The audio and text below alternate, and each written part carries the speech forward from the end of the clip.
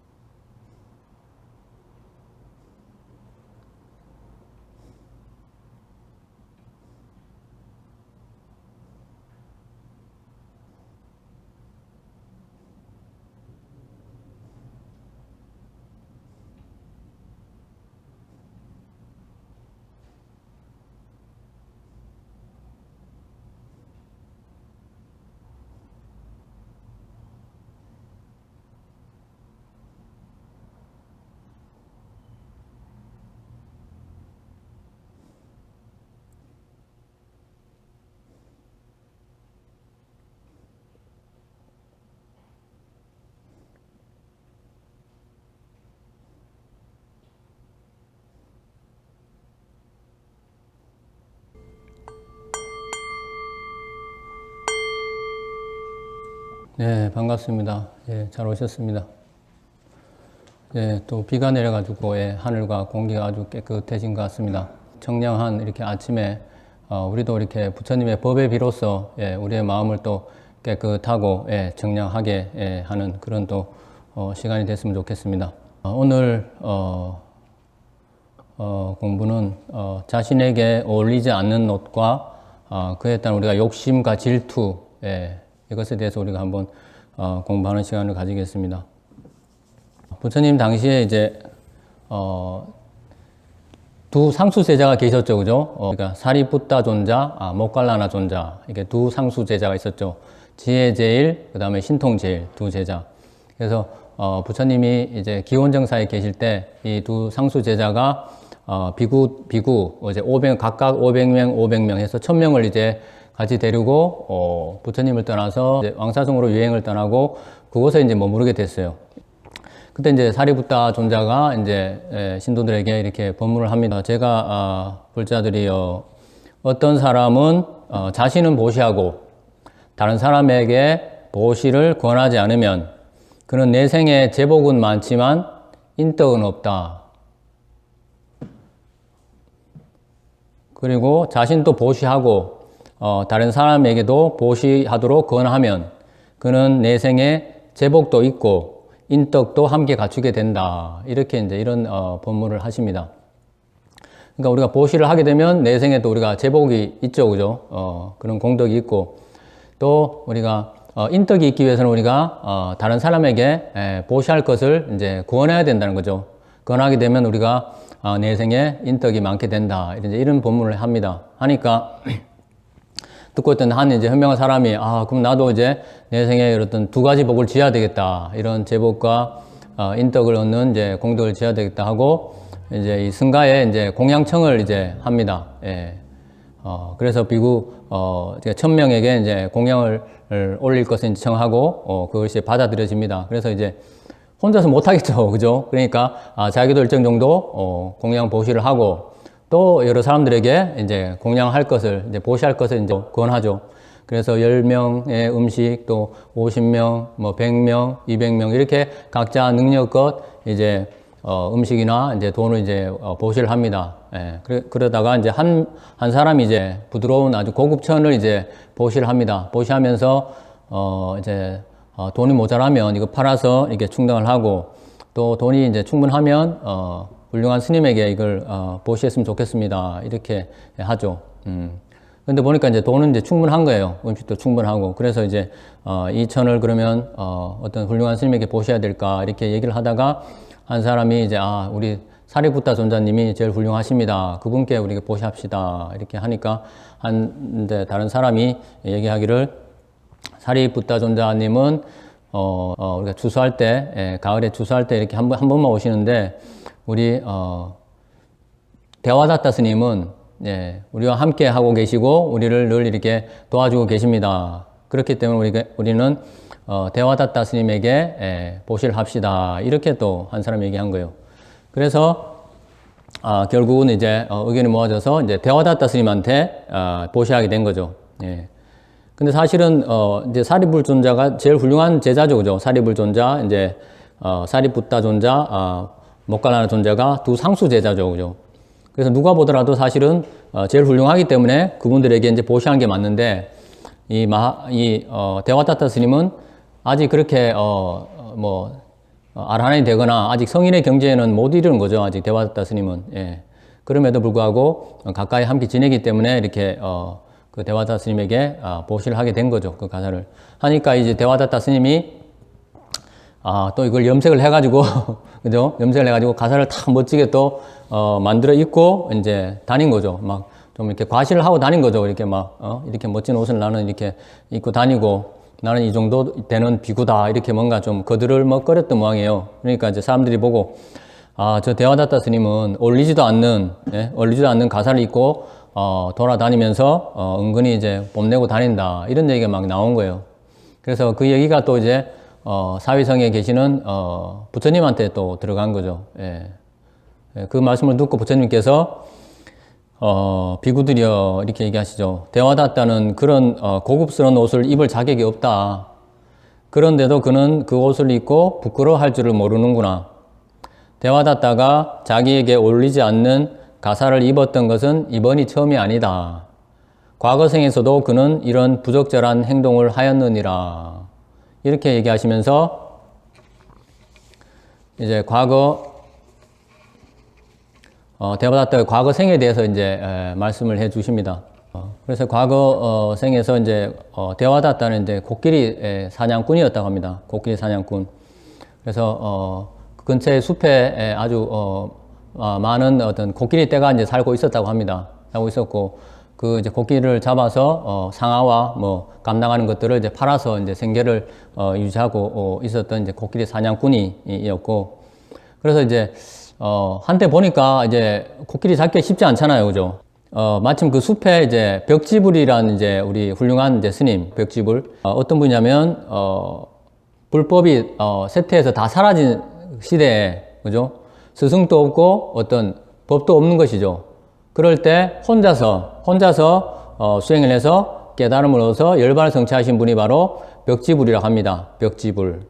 빠째가 붓다라고 합니다. 예.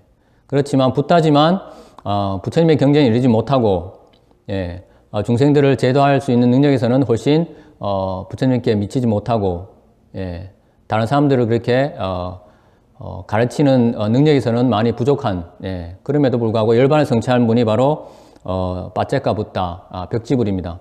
그 분이 이제 그 숲에 계셨던 모양이에요. 그 숲에 계셨는데 그 코끼리들이 그 빠째가 붓자가 앉아있는 데 가서 늘 이렇게 지나가면서 벽지불에게 무릎을 꿇고 이제 엎드리는 거예요. 무릎을 꿇고 엎드리고 이게 알아보는 거죠. 코끼리들도 그죠? 이분이 훌륭한 분이구나 알고 그죠? 벽지불인 거 알고 이렇게 코끼리가 지나갈 때마다 한 코끼리씩 이렇게 무릎을 꿇고 엎드리고 그래서 이렇게 지나가는 걸 본 거예요. 보고서 이제 코끼리를 유인하는 방법을 이제 생각해낸 거죠. 나도 그러면 저게 빠째가 붓다가 입고 있는 저 노란 가사를 내가 입고 있으면 저 코끼리를 유인할 수 있겠다 하고 이제 그 코끼리 사냥꾼이 노란 가사를 구한 거죠. 구해서 자기도 그것을 입고 예, 코끼리가 지나가는 길목에다가 앉아 있었던 거죠. 앉아 있고 머리는 이제 다 완전히 덮어 쓰고 그래서 이제 코끼리가 지나가다가 한 코끼리가 또 이렇게 엎드리고 지나가고 또 지나가고 그래서 맨 마지막에 오는 코끼리가 엎드릴 때 몸에 숨겨놨던 창을 꺼내가지고 코끼리를 탁 찔러 죽이는 거죠. 예. 찔러 죽여가지고 거기서 상아와 그런 것들을 이제 채취해서 이제 팔고 그러다 보니까 이제 한 마리씩 죽이다 보니까 자꾸 줄어드는 거죠. 그래서 이제 코끼리의 왕이 생각하다 보니까 어떻게 이렇게 우리의 코끼리 숫자가 자꾸 줄어들지 이렇게 의심을 하게 된 거죠. 그런데 보니까 노란 가사로 얼굴을 덮어쓰고 있는 저 사람이 좀 의심스럽다 이런 생각이 드는 거예요. 그래서 자기가 이제 맨 마지막에 이제 무리들 중에서 맨 마지막에 선 거죠. 그래서 맨 마지막에 이제 오면서 코끼리 왕이 이제 엎드린 척을 하니까 이제 또 그 벽지는 그 코끼리 사냥꾼이 창을 이제 꺼내려고 하는 순간에 이제 그걸 알아차리고 코끼리 왕이 상아와 코로서 이제 막 이제 그 코끼리 사냥꾼을 이제 내동댕이 치는 거죠. 예. 그렇게 하면서 이제 그 코끼리 왕이 그 코끼리 사냥꾼에게 이렇게 뭐 했다고 합니다. 왜 그런 사악한 짓을 저질렀는가? 그 노란 가사는 번뇌가 사라진 성인들이 입는 옷인데 너 같은 사악한 사람에게는 어울리지 않는다. 그처럼 나쁜 짓을 저지르다니 너는 무서운 죄를 저질렀다. 라고 이제 코끼리 왕이 이제 코끼리 사냥꾼에게 이렇게 꾸짖었다고 합니다. 그렇게 대와다타의 과거성을 얘기하시면서 이제 부처님께서 이런 이제 개송을 말씀하신 거죠. 더러움에 물들은 채 가사를 걸치고 스스로를 경책하지 않고 거짓말을 하는 이는 가사를 걸칠 자격이 없다. 더러움에 물들지 않고 계를 잘 지키고 스스로 경책하고 바른 말을 하는 이는 가사를 걸칠 자격이 있다. 이렇게 개송으로서 부처님이 이렇게 말씀하십니다. 그래서 이렇게 대와다타 스님은 부처님에게 아주 해를 끼치고 좀 성가를 분열시켰던 이제 스님이에요. 대와다타 스님은 문제가 많은 스님이죠.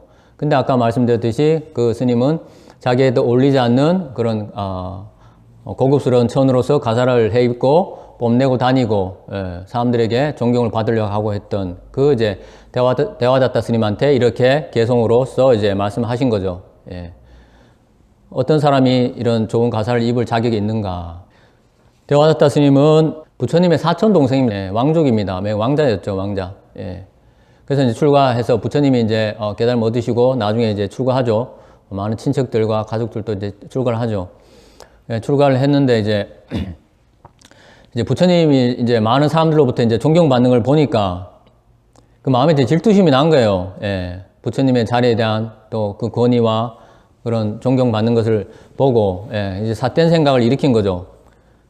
그리고 이제 뭐 이 대와다타 스님도 수행 열심히 해서 선정이 들고 신통을 얻었다고 합니다. 예, 높은 신통도 얻고 해서 어느 정도 지금 수행이 됐지만 아직 성인의 경지에 이르지 못했고 아직 열반을 성취하지 못했다는 거죠. 아란이 되지 못했음에도 불구하고 좀 이런 삿된 생각이 드는 거죠. 예, 이렇게 질투심이 나면서 이게 승단을 이끌어갈 사람은 부처님이 아니라 내가 이끌어가야 되겠다. 이런 이제 삿된 생각이 들은 거예요.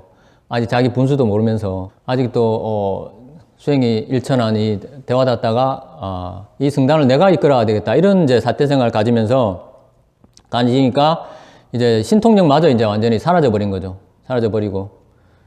그래서 부처님한테 이제 가가지고 승가를 자기에게 맡겨달라고 네, 자기에게 맡겨달라고 이제 황당한 이제 제안을 하죠. 그러니까 부처님께서 뭐 심하게 꾸짖으셨겠죠, 당연히. 황당한 소리를 하니까. 그러니까 이제 너무 꾸짖으니까 대와다타가 이제 스님이 너무 수치심을 느끼고, 예, 그래서 언젠가 복수하리라 이런 이제 사악한 마음을 일으킨 거죠.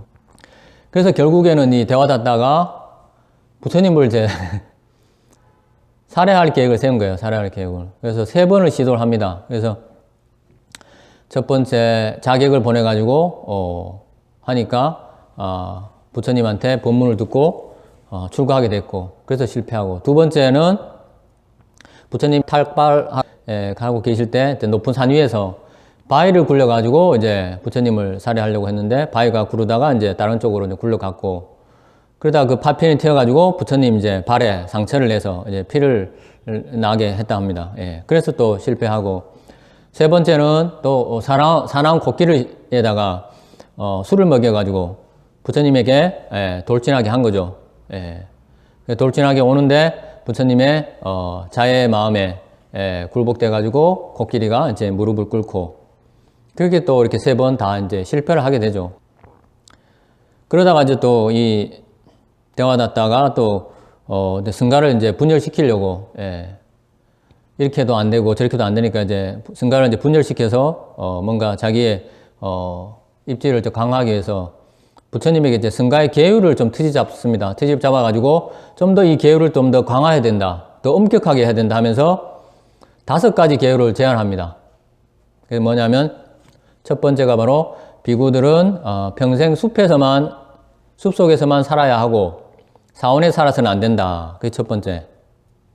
두 번째는 비구는 오직 탁발해서 먹어야만 하고 일체 신도의 공양청에 응해서는 안 된다. 우리가 신도지 공양청 하면 신도 집에 가서 먹기도 하잖아요. 그죠? 그 공양청을 응해서는 안 된다.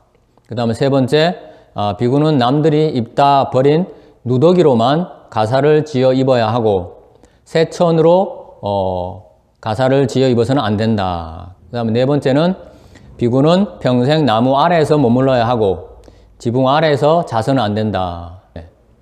그리고 다섯 번째가 비구는 생선이나 고기를 먹어서는 안 된다. 이렇게 5가지를 부처님께 제안합니다. 그러니까 부처님 당시에는 생선이나 고기를 먹었다는 얘기네요. 그죠? 예. 이것에서 대화받다가 이렇게 제안을 합니다. 근데 부처님께서는, 분명한 태도로 이제 합당하지 않다고 얘기를 하시죠. 이렇게 해도 되고 저렇게 해도 되고, 그죠? 예. 어디 한쪽에 치우쳐서는 안 된다. 이렇게 말씀하시죠. 그러면서 이제 음식에 대해서는 우리가, 부처님 당시에는 우리 한 끼를 먹었죠. 그죠? 하루 한 번 탁발을 해서 한 끼를 먹었습니다. 예. 그래서 부처님께서 우리가 만약에 생선이나 고기를, 먹어서는 안 된다. 이렇게 되면 음식을 가려받게 되잖아요. 그죠? 그래서 가려받게 되고, 그래서 신도들을 어떻게 해요? 음식을 올리기가 번거롭게 된다. 이렇게 말씀하시죠. 한 끼 먹어야 되는데, 우리가 신도들이 먹는, 일반적으로 먹는 뭐 채소, 고기 이렇게 합쳐서 이렇게 그냥, 편하게 주는 게 아니라, 스님들을 고기 안 먹게 되면 스님들을 위해서 특별히 음식을 만들어야 되고, 그죠? 예. 그리고, 가보면 동남아시아나 인도나 이런 지역 가보면 야채 같은 것도 사실 부실합니다. 예. 그래서 고기와 뭐 야채 조금 해서 이렇게 먹는데 그것을 우리가 가려서, 한 끼를 먹어야 되는데, 예. 이거는 되고 이거는 안 된다 하면은, 우리가, 신도들이 공양 올리기도 힘들고 또 한 끼 먹고 우리가, 건강을 유지하고 생활하기도 쉽지 않은 거죠. 예. 그런 여러 가지 어떤 현실적인 문제. 그런 것 때문에 부처님께서도, 고기를 먹지 마라. 이거에 대해서도, 부처님께서는, 반대하셨죠. 그러다가 이제 우리가 불교가, 중국으로 넘어오면서 중국에서 이제, 육식을 하지 않고 채식만 하자. 이런 이제 계율이 만들어집니다. 예. 그래서 이렇게 불교가 이제 전해지면서 그 나라와, 그 나라의 문화와, 그런 전통, 예, 그런 것이 따라서 조금씩 변해진 거죠.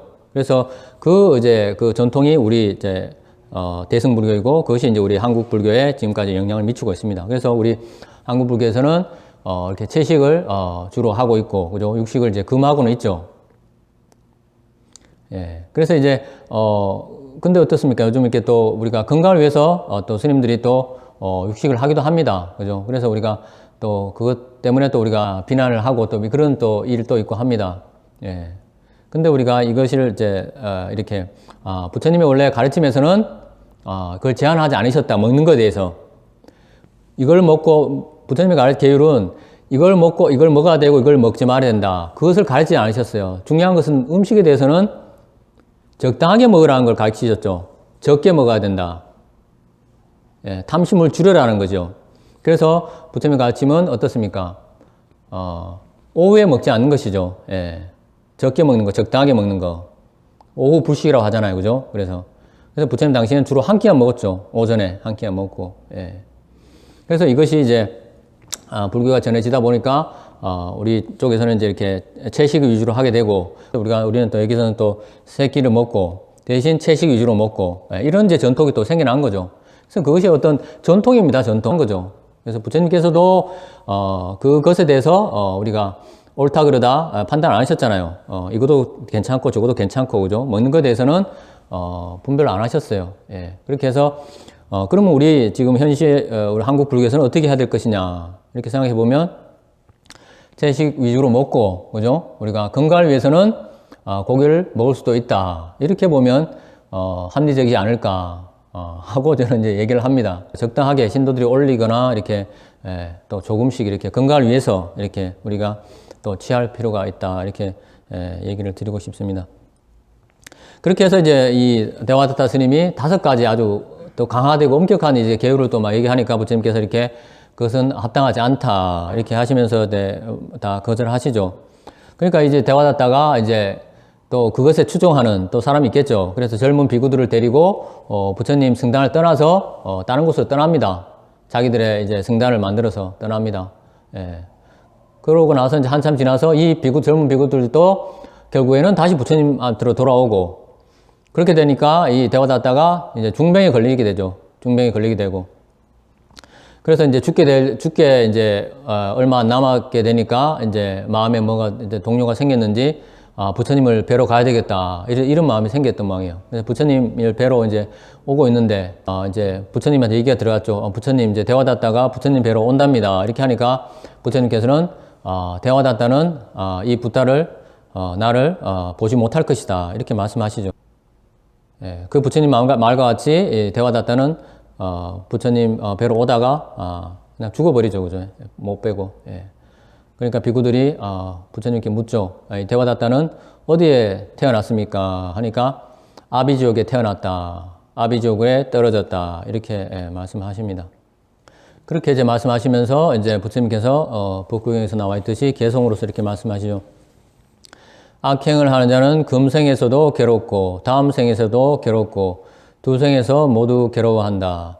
악행을 저질렀구나 하고 되새기며 괴로워하고 악체에 떨어져 더욱 괴로워한다. 이렇게 마음을 챙기지 않고 방일 속에 살아가는 사람은 속인이거나 출가자거나 양쪽 세상 모두에서 고통을 겪는다. 이렇게 부처님이 이제 말씀하시죠. 부처님 당시에 이렇게 부처님의 제자였고 신통까지 얻었고, 그죠? 그럼에도 불구하고 이렇게 부처님을 살해하려고 했고 승가를 분열시키고 악업을 이제 지었게 됐어요. 와, 어떻게 이럴 수가 있지 하는 생각이 들죠, 그죠? 예. 어디에 이게 지금 사로잡혀서 그런가요, 이게? 그죠? 아까 얘기했던 부처님의 존경받는 것에 대한 질투심, 그죠? 높은 자리에 대한 욕망, 권력에 대한 욕망, 그죠? 예. 그리고 이게 또 존경받고 싶은 이 존경에 대한 욕망, 예. 그 명예욕이죠, 명예욕. 예. 이런 거에 대해 우리가 사로잡혀서, 예. 질투심을 느끼고, 거기서 완전히 그냥 삿된 생각을 하게 되고, 부처님한테 이렇게, 악업을 지은 거예요. 예.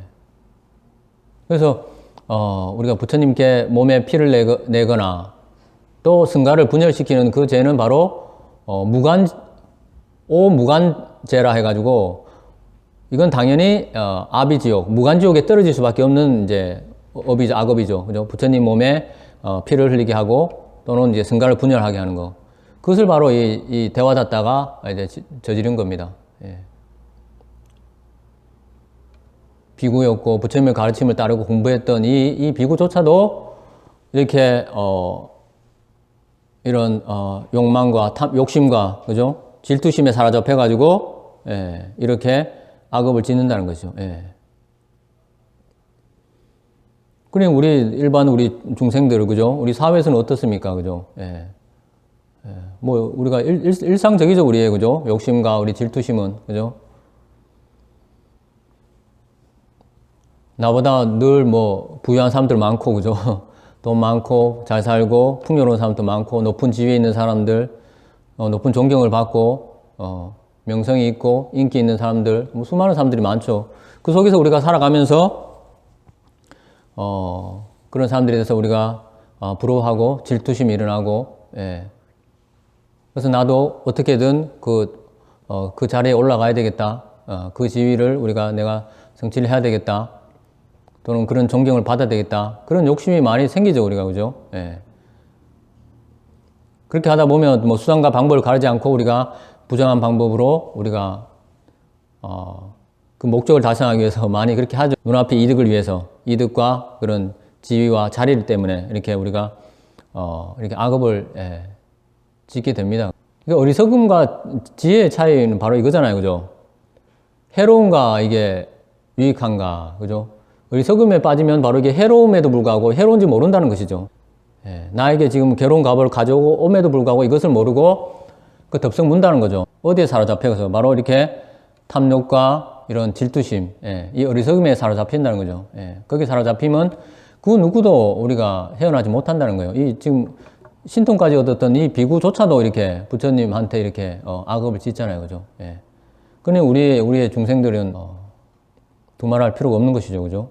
그래서 우리가 뭐 어떤 자리에 올라가고 어떤 존경을 받기 위해서는 어떻습니까? 어떤 자리에 올라가고 하기 위해서는 그만한 우리가 능력과 인성과 도덕성이 우리가 그죠? 길러지고 그렇게 해서 우리가 자연스럽게 이 사람은 진정으로 이런 자리에 갈 만하다. 이렇게 해서 우리가 자연스럽게 가는 것이 사실은 뭐 자연의 법칙이잖아요. 순리고 그게 상식인데 우리의 이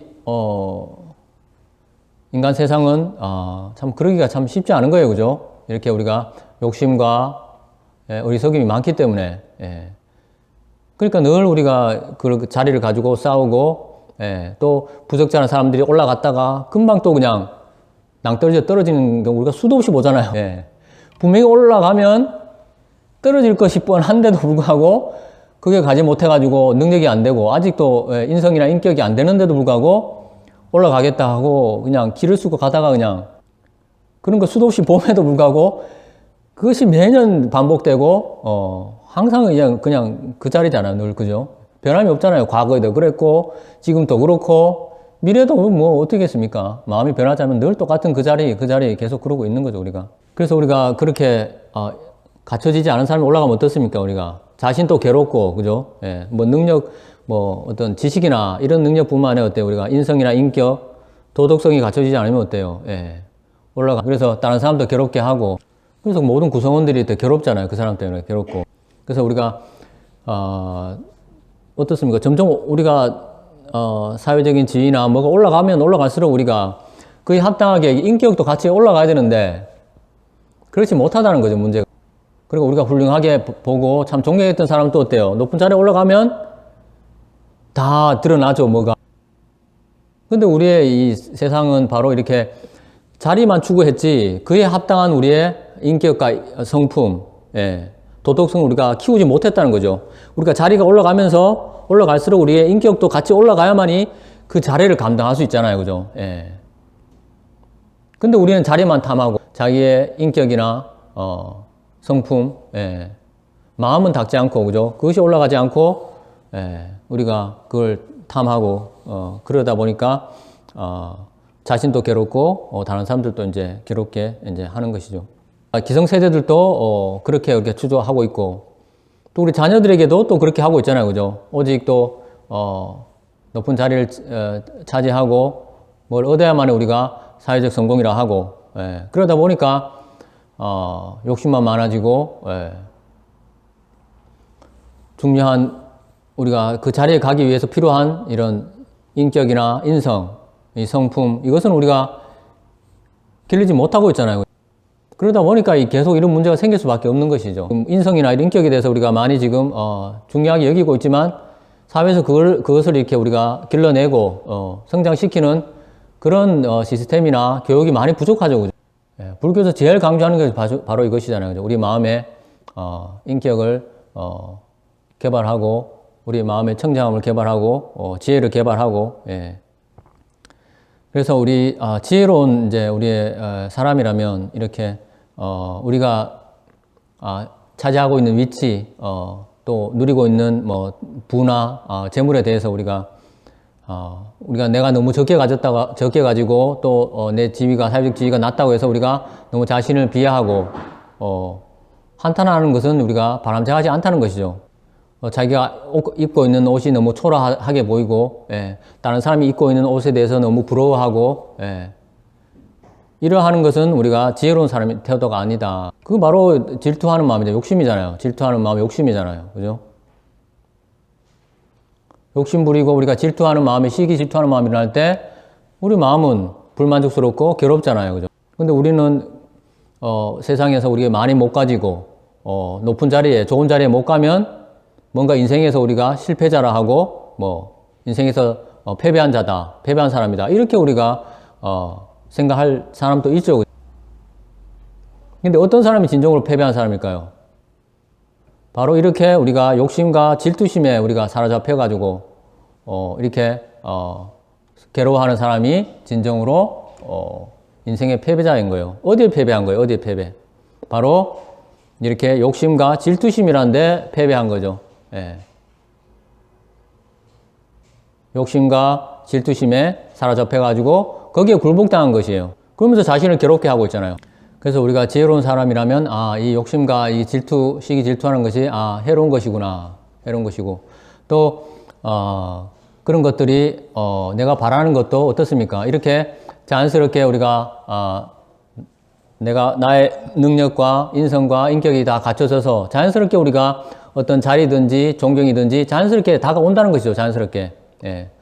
그래서 우리가 순리대로 우리가 따르면 오는 것이지 그것이 오지 않는 것에 대해서 우리가 너무 집착하고 거기에 우리가 괴로워할 필요가 없다는 것이죠. 예. 그런 자리들도 그런 재물도 다 무상하잖아요. 다 왔다 가는 것인데 우리가 그것을 얻지 못하고 적다고 해서 거기에 우리가 다른 사람에 대해서 우리가 질투심을 느끼고 또 부정한 방법으로 또 하게 해서 우리가 악업을 짓고 그렇게 하는 사람은 진짜 어리석은 사람이 되는 것이죠. 예.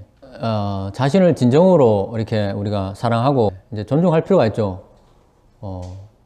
우리 누구나 어떻습니까? 행복하고 평화롭기를 원하잖아요. 그것이 바로 우리의 최고의 목표잖아요. 진정한 평화, 행복은 어디 있습니까? 그래서 이 무상한 것들이 있나요? 이렇게 우리가 돈에 있나요? 아니면 높은 자리에 있나요? 우리의 마음의 평화, 행복이, 그죠? 바로 내 안에 마음에 있잖아요, 그죠? 마음이 우리가 풍요로워지고, 그죠? 내가 설령 갖고 있는 것에 대해서 우리가 만족하고, 하면 그것이 마음이 풍요로운 거죠. 마음의 부자가 되는 것이죠. 적게 가졌든 많게 가졌든 내가 최선을 다해서 가진 것에 대해서 만족하고, 이 정도면 충분해. 이런 마음이 바로 그렇게 마음을 잘 닦아서 이렇게 우리가 좋아하고 싫어하는 것에 대해서 우리가 평온하게 머물 수 있는 마음을 우리가 개발하고 또 우리가 계율을 잘 지켜서 도덕적으로 우리가 나쁜 업을 짓지 않고 그리고 사람들에 대해서 우리가 자비심을 키워나가고 그렇게 우리가 지혜를 개발하면 우리의 인격과 인성이 이제 고귀해지는 것이죠. 그렇게 할 때 진정으로 우리가 마음이 평화롭고 이제 행복해질 수 있다는 것이죠. 그래서 우리가 겉으로 드러나는 우리가 이런 외면적인 이런 옷, 우리가 화려한 옷, 화려한 자리, 그게 아니라 우리 바로 내면의 우리의 옷이잖아요. 내면의 마음, 내면의 옷. 이것을 우리가 아름답게 가꿔야 된다는 것이죠. 그것이 더 중요하다. 우리가 무상한 것들에 우리가 집착하고 애착해서 얻은 행복은 그 행복도 무상한 것이잖아요. 그죠? 재물도 무상하고 우리의 자리도 다 무상하고, 그죠? 하지만 우리가 마음을 닦아서 내면의 아름다움을 우리가 닦아서 그 얻은 그 행복은 영원한 행복이죠. 영원한 행복, 진정한 행복이죠.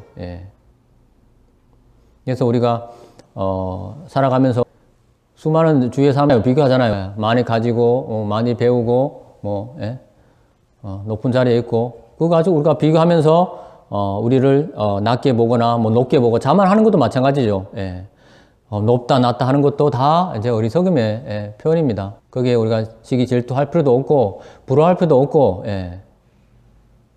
그렇다면 진정한 나의 행복을 갖고 와야 되겠구나. 진정한 내면의 아름다움을 내가 내면의 아름다운 옷을 갖고 나가야 되겠구나 하고 우리가 마음을 수행해야 되는 것이죠. 그렇게 할 때 우리가 진정으로 우리 자신을 진정한 행복의 길로 우리가 인도할 수 있는 것입니다. 이 공동으로 모두 건강하고 행복하십시오.